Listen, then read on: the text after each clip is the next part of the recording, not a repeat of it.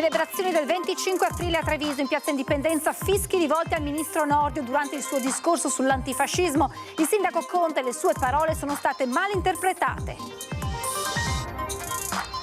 Venezia ha chiuso la prima giornata di contributo d'accesso con un totale di 113.000 arrivi, di cui 15.700 paganti e 97.600 esenti. Il provvedimento sarà attivo anche domani fino al 5 maggio. Centinaia di veneziani hanno manifestato per dire che il contributo d'accesso non risolve i problemi del turismo di massa in città, momenti di tensione con la polizia in piazzale Roma. Tragedia ieri sera a Conegliano, un 68enne ha perso la vita dopo essere precipitato dal quarto piano di un condominio, indagini dei carabinieri. Evade dai domiciliari per giocare alle slot, arrestata a Treviso una 49enne, continuano serrati i controlli dei carabinieri. Salvini annuncia la candidatura del generale Vannacci alle prossime europee. Sono contento, ha scritto il leader del Carroccio, che un uomo di valore come lui abbia deciso di portare avanti le sue battaglie insieme alla Lega. Da oggi anche in Veneto CGIL in piazza per raccogliere le firme per 4 referendum abrogativi. Vogliamo cambiare le norme che hanno impoverito il lavoro, spiegano dal sindacato. Buonasera e ben ritrovati con l'edizione trevigiana dei nostri telegiornali. In primo piano naturalmente le celebrazioni per questo 25 aprile che a Treviso hanno visto momenti di tensione in piazza Indipendenza per alcuni fischi rivolti al ministro Nordio nel corso del suo discorso. Picchetto d'onore, presentato, onore ai caduti! Piazza Indipendenza accoglie le celebrazioni del 25 aprile di fronte alle più alte cariche istituzionali. Viene ricordato chi ha sacrificato la propria vita per ridare al Paese la libertà. Accanto al sindaco Mario Conte e al prefetto Angelo Sidoti, il ministro della Giustizia Carlo Nordio, bersaglio di alcuni fischi durante il suo discorso. A noi oggi viene chiesto quanto spesso se siamo antifascisti. Direi che è una domanda retorica, perché avendo giurato fedeltà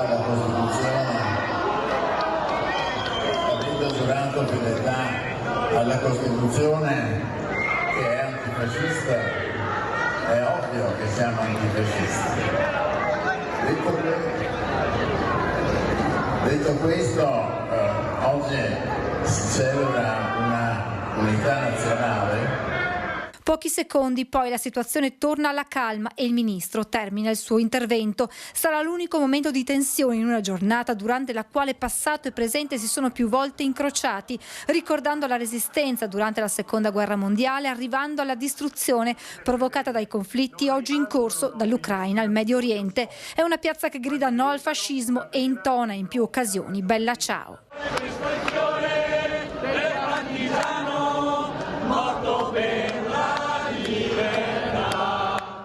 Ma è soprattutto una celebrazione che chiede che il 25 aprile non sia terreno di scontro politico. È il presidente di ANPI Treviso, Giuliano Varnier, nel suo intervento a ricordare quell'appello unitario sottoscritto da tutte le associazioni nazionali partigiane. Dove si dice per dichiarazioni, decisioni e comportamenti di alcuni rappresentanti delle istituzioni e della politica che in vari casi sono apparse divisive e del tutto inadeguate rispetto al ruolo esercitato.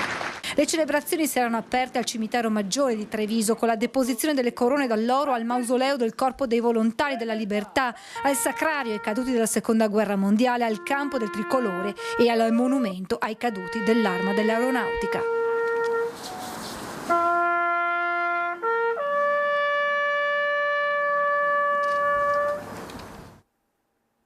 Il no al fascismo dunque che risuoni in questo 25 aprile, mentre da tutte le parti arriva un appello perché questa festa nazionale non sia divisiva. Treviso è stata antifascista, Treviso è antifascista e Treviso lo sarà per sempre antifascista. Questo lo dico a chiare lettere senza alcun timore, perché rappresenta il sentimento e il DNA della comunità trevigiana che ha combattuto per la libertà. Lo aveva detto durante il suo intervento in Piazza Indipendenza e lo ha ripetuto anche successivamente il sindaco Mario Conte, il no della città di Treviso al fascismo, ricordando poi la figura di Giacomo Matteotti, il primo, ha detto, ad essere portatore di ideali fortissimi.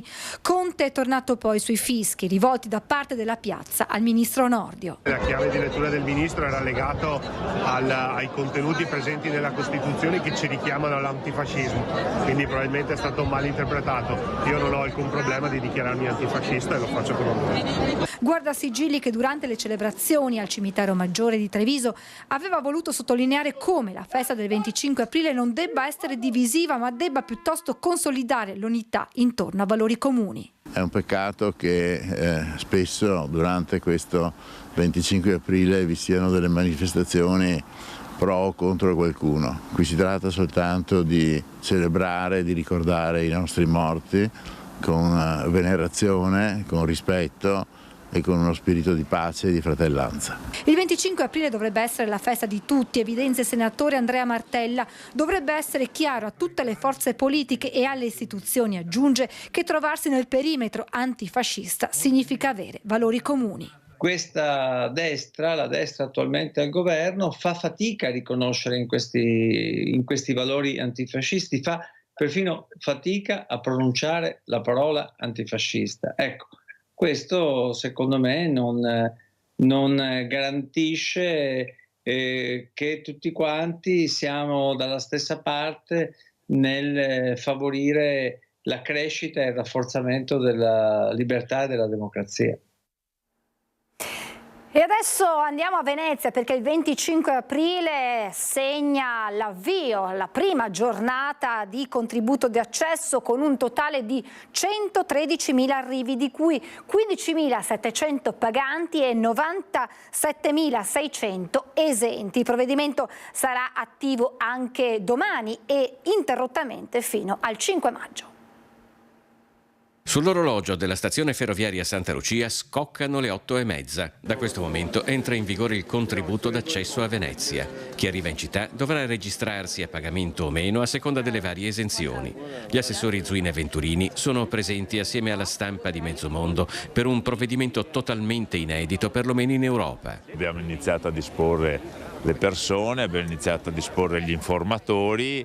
È un po' anche per noi una novità di vedere come va, ma per quello non vogliamo farlo in maniera traumatica. Oggi sono operative circa 200 persone, 120 sono gli steward, a questi si aggiungono una quarantina di accertatori e poi è tutto il personale dedicato alle biglietterie. Iniziano ad arrivare i primi turisti. Sul piazzale diversi totem offrono ogni informazione. Uno stand prevede una biglietteria per chi deve pagare i 5 euro e delle postazioni di computer con tanto di stampanti per certificare le esenzioni. Per questa turista francese è una buona idea limitare gli accessi per preservare Venezia. A questi belgi dobbiamo dire noi che oggi è il primo giorno di contributo d'accesso. Pensavano fosse una cosa in vigore da tempo. Adesso c'è il contributo d'accesso oppure...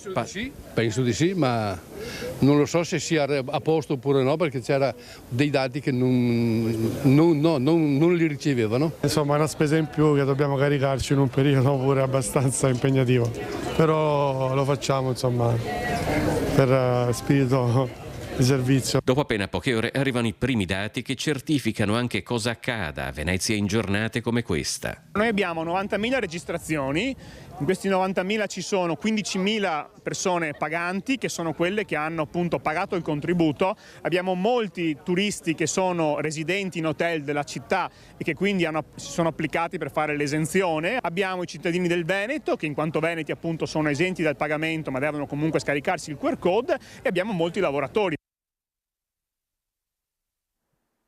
E intanto centinaia di veneziani hanno manifestato per dire che il contributo d'accesso non serve a risolvere i problemi del turismo di massa in città. Momenti di tensione con la polizia in Piazzale Roma. Sono residenti in Comune di Venezia e hanno sfilato in centinaia, attraversando Piazzale Roma fino a Campo Santa Margherita, per dire che il contributo d'accesso non cambierà di una virgola il turismo di massa che attraversa la loro città.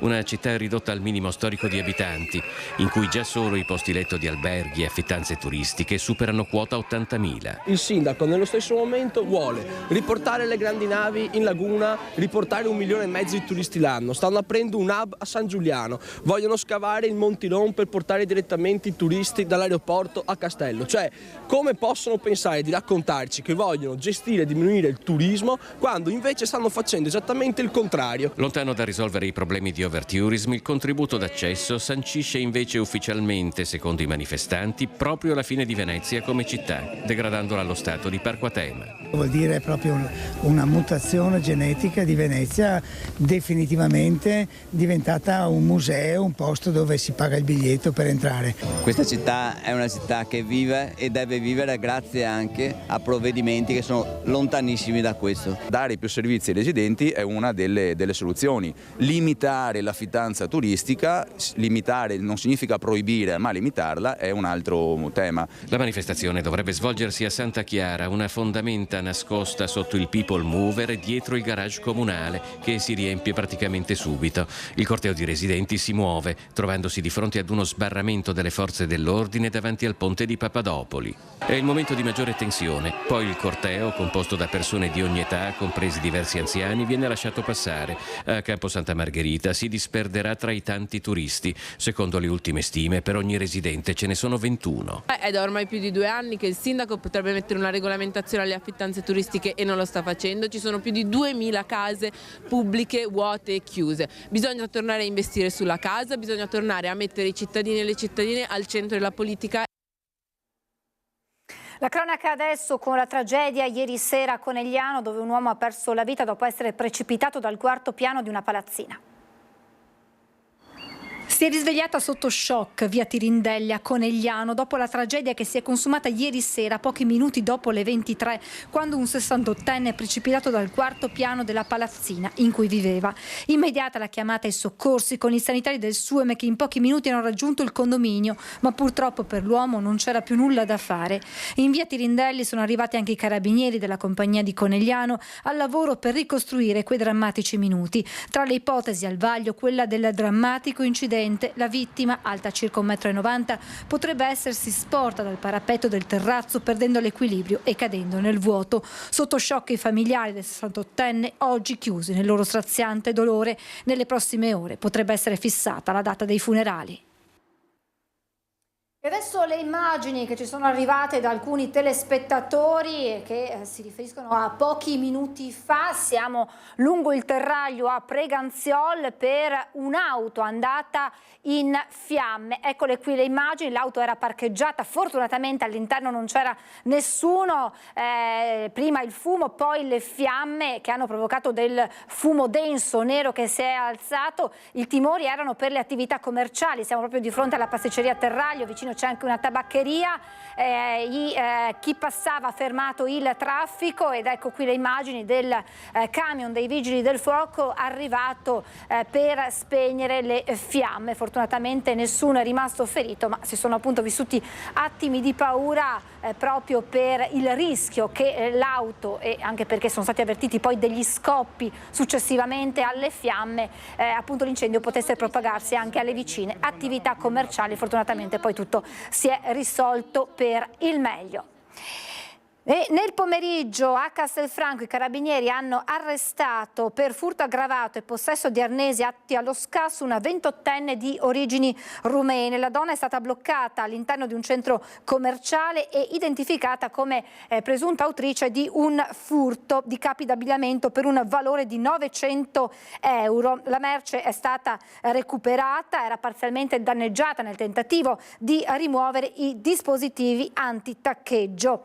Tutta la merce è stata restituita ai titolari del centro commerciale. La successiva perquisizione da parte dei carabinieri nell'auto in uso alla donna ha permesso di recuperare e sequestrare anche un paio di cesoie. Evade dai domiciliari per giocare alle slot, arrestata una 49enne e continuano serrati i controlli dei militari dell'Arma.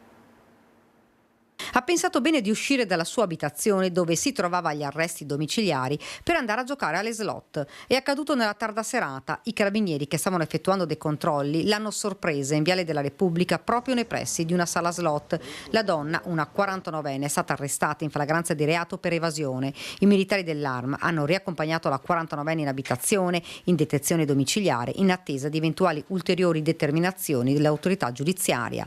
Non solo, a Villorme, in via Chiesa, è stato fermato per un controllo un automobilista, il 40enne, è stato trovato in possesso di 2 coltelli a serramanico e ridotte quantità di stupefacente. Tutto è stato posto sotto sequestro. L'uomo è stato denunciato per porto di armi o oggetti atti ad offendere.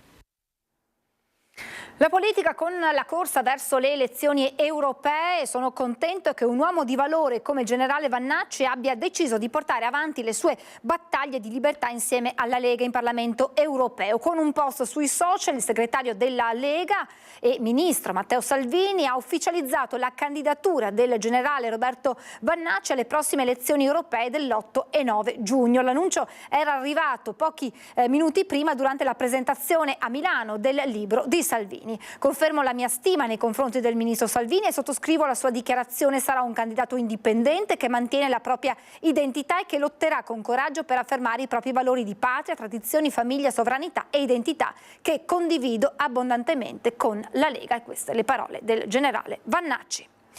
Parliamo di lavoro, perché nella giornata del 25 aprile la CGIL ha dato il via anche in Veneto alla raccolta firme per 4 referendum abrogativi.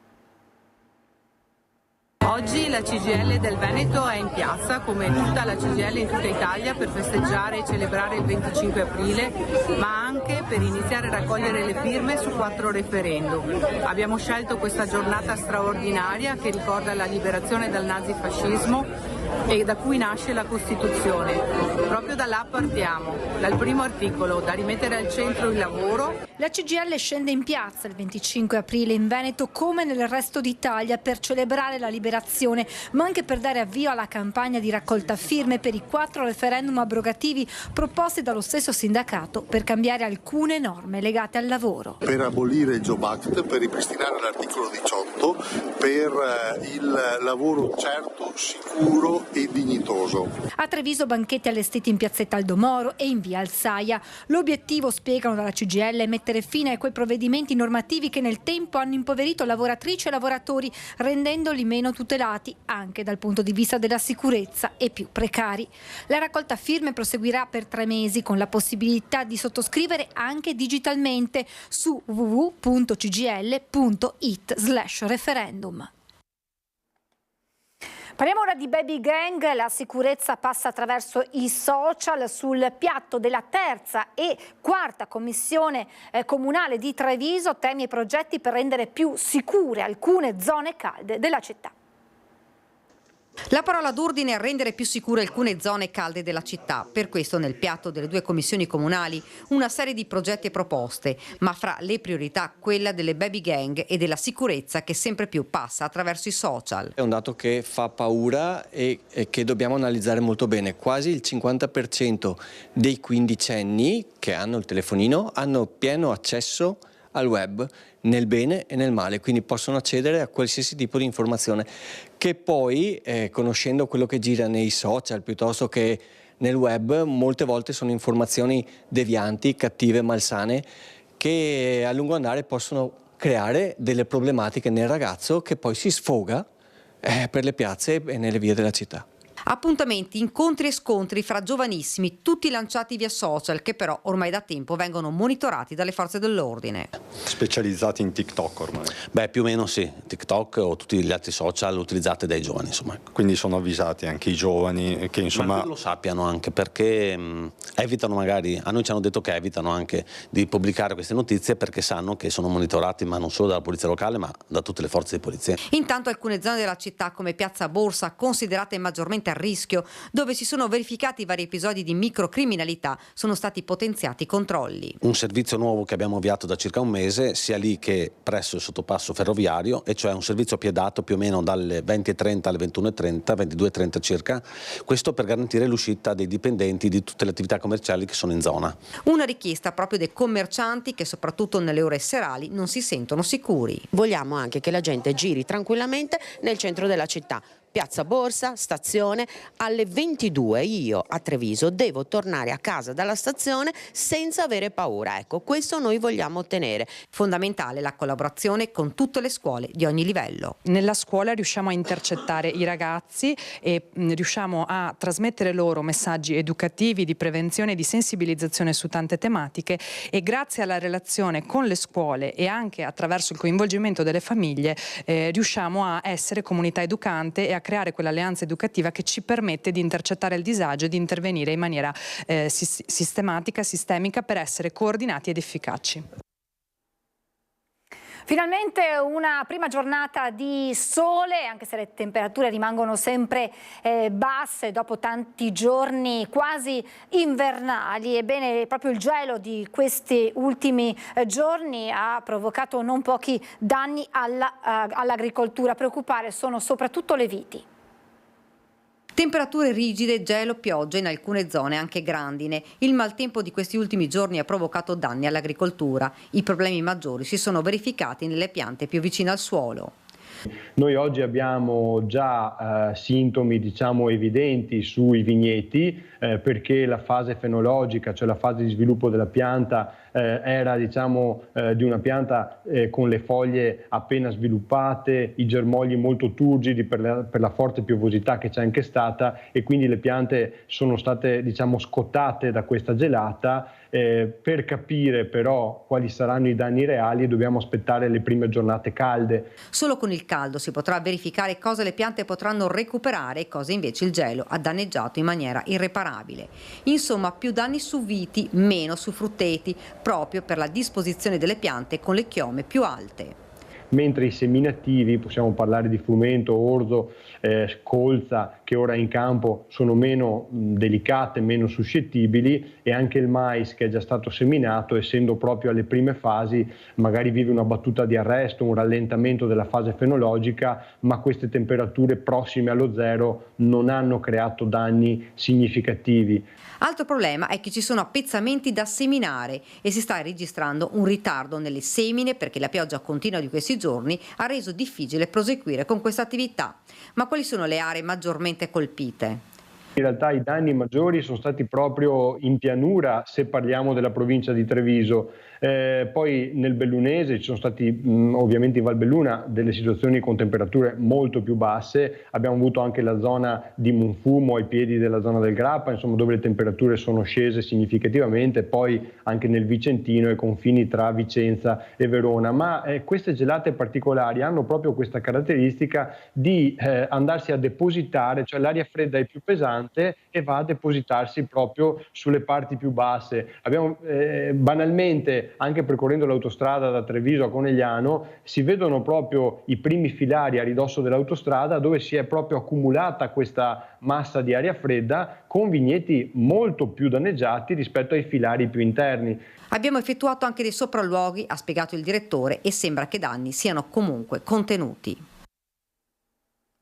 Non possono essere i fragili a dover pagare per una normativa imposta dall'Unione Europea. A sostenerlo Marco Tappari, presidente della casa di riposo Villa Belvedere, contrario all'aumento delle rette agli ospiti per poter pagare i lavori di miglioramento della classe energetica decisi con il provvedimento della Commissione Europea di marzo. Io trovo impensabile che siano gli ultimi fragili, in questo caso gli anziani, a dover pagare per una normativa europea che rende un costo di un ampliamento passare da 2 milioni di euro a 4 milioni e mezzo di euro. Marco Tappari non ci sta e conferma ancora la linea dura adottata anche durante il Covid e nei periodi successivi del caro bollette. Spese che il presidente della residenza per anziani di Crocetta del Montello non ha mai voluto far pesare sui propri assistiti. Lo era 2 anni fa e lo resta tuttora, deciso a non non aumentare le rette agli anziani ospiti anche in vista del via libera della direttiva UE sulle case green. Il provvedimento avanzato dalla Commissione europea per migliorare l'efficienza energetica degli edifici. L'obiettivo di tale provvedimento è agire in modo tempestivo sul 15% degli edifici più energivori, secondo i dati Istat in Italia circa 2 milioni di immobili. Tra questi anche alcune case di riposo e Tappari lancia l'allarme. Se io dovessi aumentare le rette per coprire questo tipo di costi avrei un effetto boomerang, che praticamente aumento le rette, svuoto la casa di riposo, ottengo l'effetto contrario e faccio veramente bancarotta, mando l'ente pubblico in default, è impensabile. Senta, ma poi questa normativa serve veramente? Ma allora, che ci sia una necessità di rivedere quello che è il patrimonio immobiliare italiano, forse anche sì. Il concetto è che non possono essere i cittadini a pagare sempre tutto quello che arriva oggi per domani dall'Unione Europea. Ci fermiamo per la pubblicità, tra poco.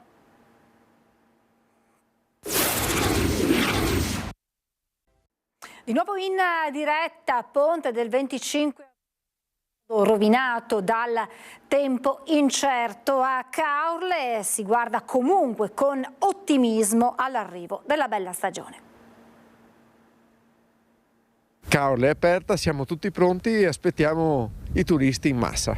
Probabilmente il peggio è alle spalle e per il 1° maggio la situazione è destinata a migliorare. Sta di fatto che a Caorle, perla dell'Alto Adriatico, se le previsioni meteo non sono ottimali, ce ne sono altre che fanno ben sperare. Mentre per quanto riguarda le previsioni da un punto di vista di frequenza e di prenotazioni sono buone, anzi c'è un avvio di stagione che indica sicuramente dei dati molto positivi per tutto l'andamento stagionale. Questo primo ponte doveva essere un test in vista dei prossimi weekend che anticipano l'arrivo della bella stagione e invece si dovrà attendere. Ciò che si nota passeggiando per il centro storico è una città pronta come sempre ad accogliere gli ospiti, ma che ancora deve fare i conti con il meteo e con le incognite che riguardano da vicino gli esercenti locali. Il commercio risente abbastanza della crisi, di una crisi dettata che va su più piani, sia dal punto di vista del ricambio generazionale, sia dal punto di vista della concorrenza che abbiamo sul web. Tornando all'oggi, la località mette sul piatto nuovi appuntamenti a partire dagli artisti della street art. Che verranno a Caorle e per 10 giorni dipingeranno 13 murales in questo bellissimo centro storico. Non solo, poi il 29, che è lunedì, comincerà una settimana del Festival dell'Educazione, un punto su cui Caorle ha deciso di investire molto. L'educazione per noi è fondamentale e evidentemente a metà maggio inizierà una mostra importante di Bansky che partirà da 10 maggio, finirà ai primi di settembre, della street art. Adunata degli Alpini a Vicenza, anche quest'anno le penne nere di Preganziola andranno a piedi fino alla città dell'Adunata per portare quel messaggio di pace che è il motto del 2024.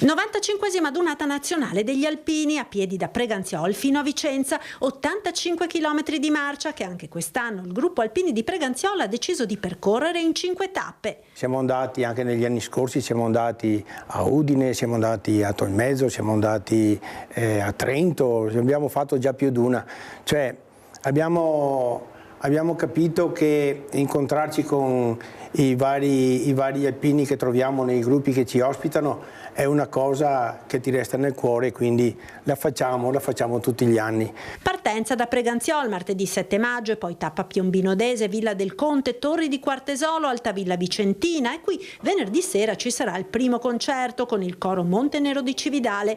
Il giorno successivo, sabato, arrivo a Vicenza con in serata il gran concerto nella chiesa di San Rocco.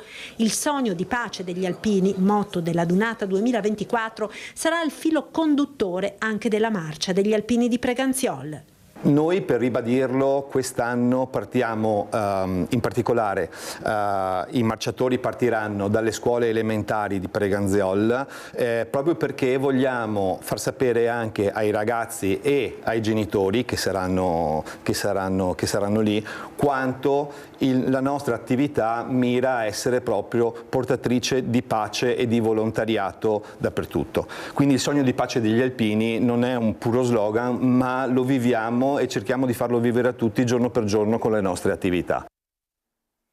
Treviso in Rosa 2024, presenze da record per l'evento al femminile organizzato da Treviso Atletica e Corri Treviso in partnership con la Lilt.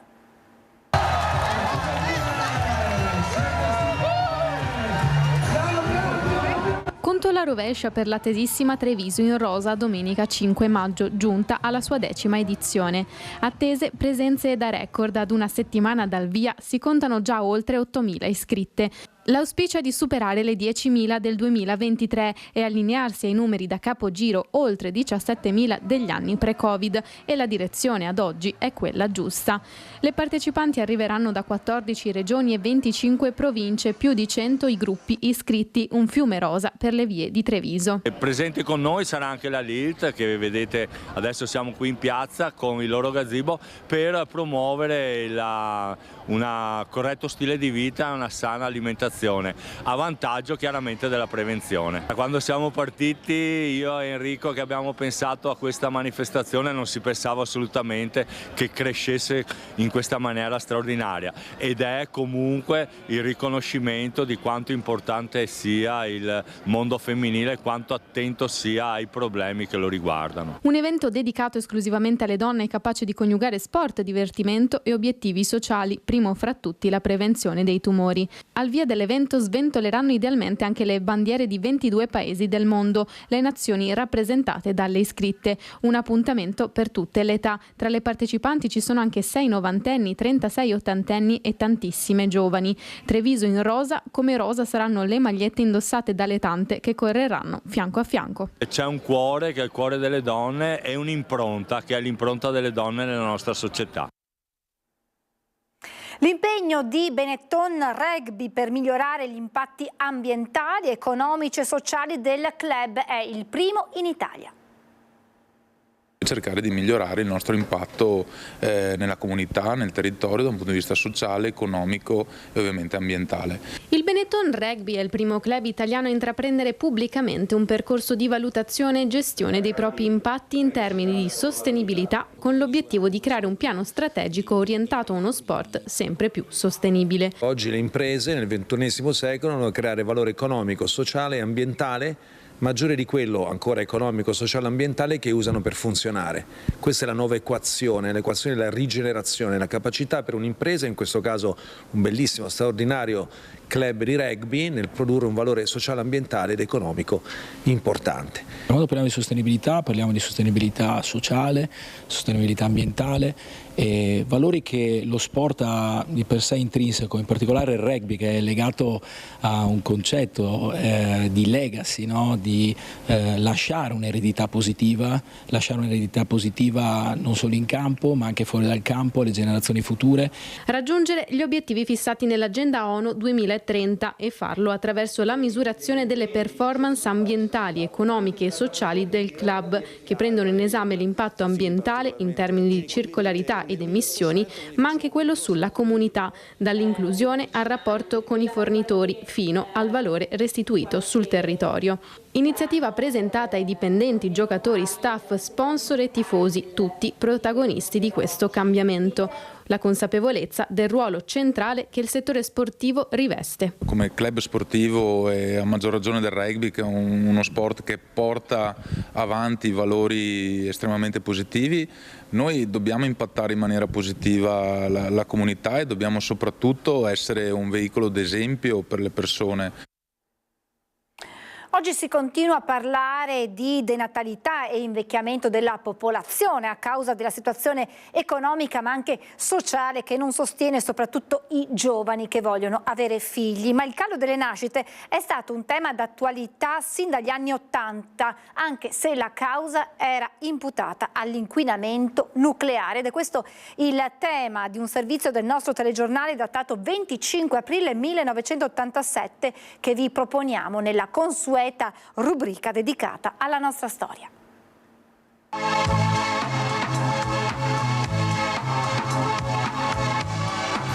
Effetto Chernobyl, conseguenti paure e psicosi collettive più o meno diffuse e generalizzate possono aver determinato un calo delle nascite? Per rispondere con esattezza a questa domanda ci siamo recati al reparto ostetricia dell'ospedale regionale di Treviso. Ritengo di non poter dire che c'è stato un effetto Chernobyl a questo proposito. La prima indicazione l'abbiamo cercata nel quadro statistico relativo all'ultimo quadriennio. E iniziamo dalle nascite, che nell'84 sono state 1732, 1784 nell'85 e 1716 nell'86, rispecchiando in questo modesto calo quello più generale che si rileva a livello nazionale. Per quel che invece riguarda le interruzioni della gravidanza, esse sono state 482 nell'84, 356 nell'85 e 340 nell'86, con un calo anche qui rilevabile nella statistica nazionale. Infine i dati concernenti gli aborti spontanei: se ne sono avuti 248 nell'84, 256 nell'85 e 257 lo scorso anno, con un sia pur modesto incremento che può forse essere ritenuto significativo. Ecco, parliamo un attimo adesso delle paure, le paure di una donna che si accinge a mettere al mondo un figlio. Come si estrinsecano? Con quali preoccupazioni? Ma le paure ci sono state sicuramente e sono state molte. Io credo che dai nostri ambulatori non sia passata una donna in inizio di gravidanza in quei giorni o anche in gravidanza più avanzata che non abbia espresso dei timori. I timori naturalmente riguardavano gli effetti di queste radiazioni sul prodotto del concepimento, ma soprattutto ho avuto l'impressione che riguardassero problemi derivanti dall'alimentazione. Devo dire peraltro che anche adesso ultimamente c'è qualche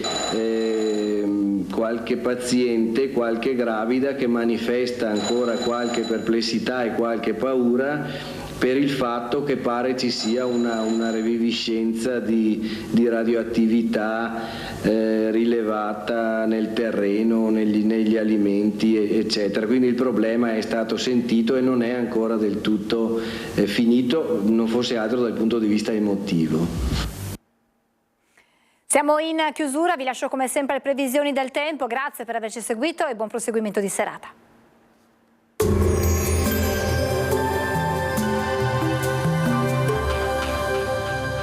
Entra nel mondo Lolato. Da oltre 40 anni un team di professionisti per migliorare la qualità della tua vita. Centro del piede con servizi di podologia, laboratorio per la produzione di plantari e calzature su misura. Bentrovati al meteo. L'atmosfera non è ancora stabile sul nostro territorio. La giornata di venerdì 26 aprile ci riserva ancora una spiccata instabilità. Vediamo insieme il dettaglio. Sul Veneto inizialmente avremo un'alternanza tra spazi di sereno e addensamenti nuvolosi. Col passare delle ore sarà possibile qualche precipitazione, anche modesta, in esaurimento entro la notte.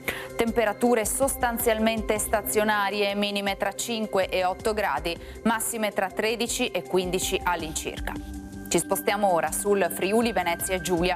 Anche qui il cielo risulterà nuvoloso ma con qualche schiarita, rovesci e temporali pomeridiani a carattere sparso. Temperature minime sui 5-8 gradi, massime intorno ai 13-14 gradi. Infine diamo uno sguardo alla situazione del Trentino Alto Adige, dove non mancheranno annuvolamenti intensi ma tratti soleggiati. Non sono escluse anche in questo caso delle deboli e locali precipitazioni.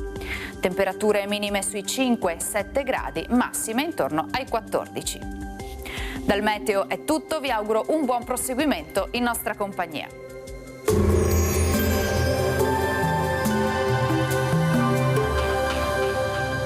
Busti, tutori e protesi di arto personalizzati. Ortopedia e sanitaria Lolato. A Treviso e Montebelluna. Lolato, soluzioni per star bene.